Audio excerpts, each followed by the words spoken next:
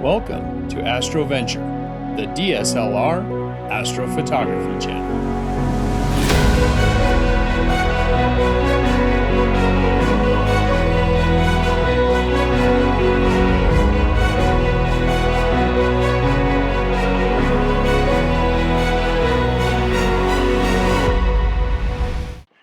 Hey there, AstroVenturers, welcome back.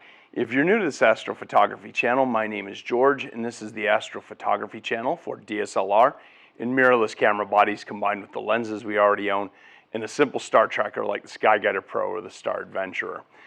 Now, this last week on the 23rd and 24th of April overnight, we had this big event going across the United States and Northern Europe of the Aurora Borealis, or the Northern Lights, because the sun once again tried to kill us and blasted out.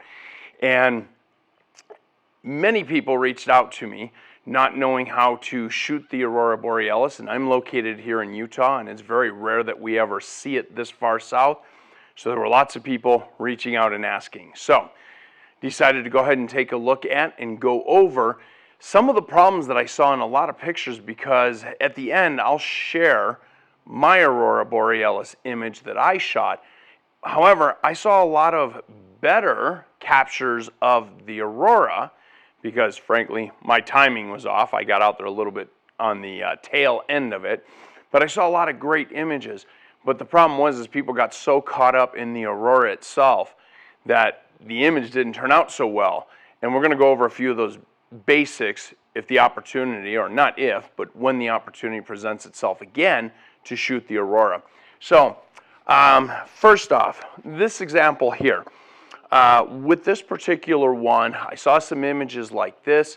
What happened here, and these are mine, I'm not using anybody's, these are some shots that I set up for the intention of doing this video. On this particular one, you can see these trees are getting all bleached out. Now, in this particular one, I saw some where people did a basic composition, but they really didn't look at what was there. These trees, they're okay, nothing memorable. They don't detract except for the fact they're being bleached by some lights that are right next to the building. And when you're trying to, or right next to a nearby building, when you're trying to capture something in the dark and you have such a bright light source, it's washing out the color of the trees themselves, on top of the fact that it's making the exposure overly bright, and you're losing out on the Aurora itself. It's just not there.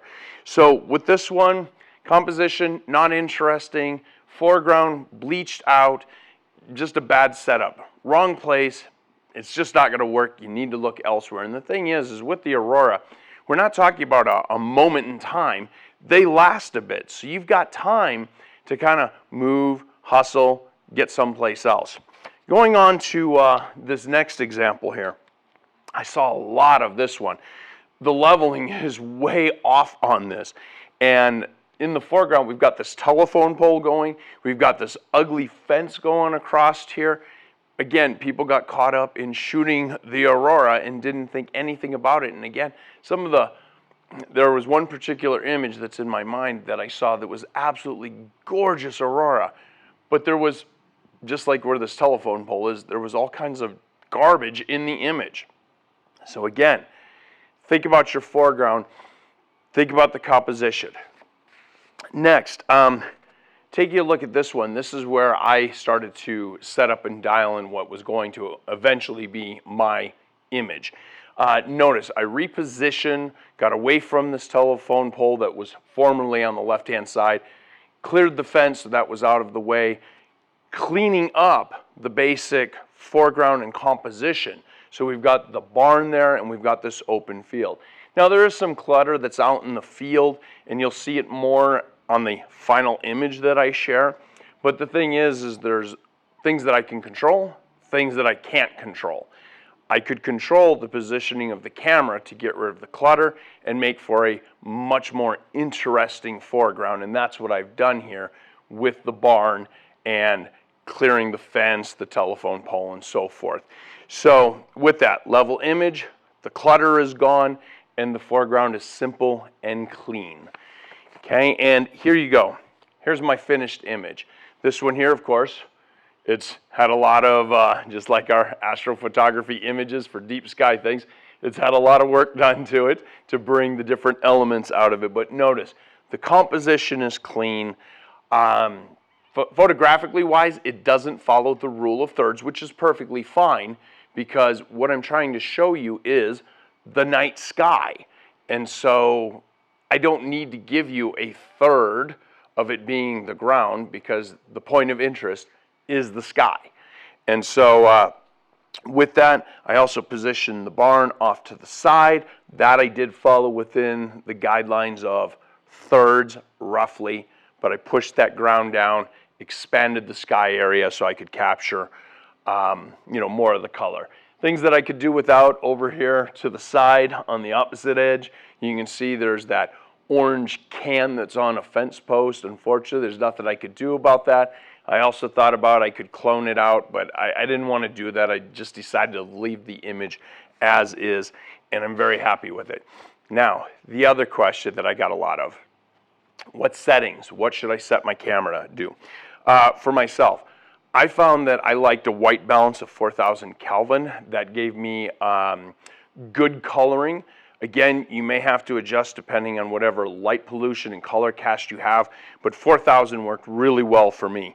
Exposure, for this one, I did 15 seconds on here, basically following the rule of 500, 500 divided by your focal length, which takes me to 14 point, so on. 15 seconds is where I set it. Now, some people will mention that you may need to actually follow a rule of 300 to get even shorter. It comes down to what works for you with the star trailing.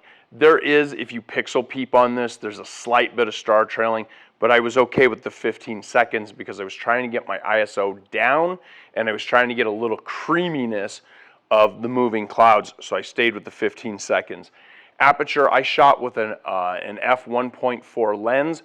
Problem in doing so is that shooting such a wide open lens at wide open will introduce some coma around the stars. Again, the stars are so small in the overall picture that I was okay with it. They really don't factor in along with the coma adjustment that you can do in Photoshop. And then finally, my ISO was at 400. And so my recommendation to you, based on whatever your dark skies are, you figure out how long you're going to shoot.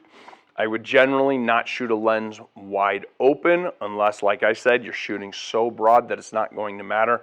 And then ultimately I played with my ISO until I had an exposure bringing those Aurora colors out on the back of my camera. And then from there to sit down and go ahead and edit. So there you go. I hope that you enjoyed this. I hope you captured the Aurora. I would love to see some images over at our Facebook group, AstroVenture DSLR. Love to see them. And with that, I wish you clear skies and uneventful nights.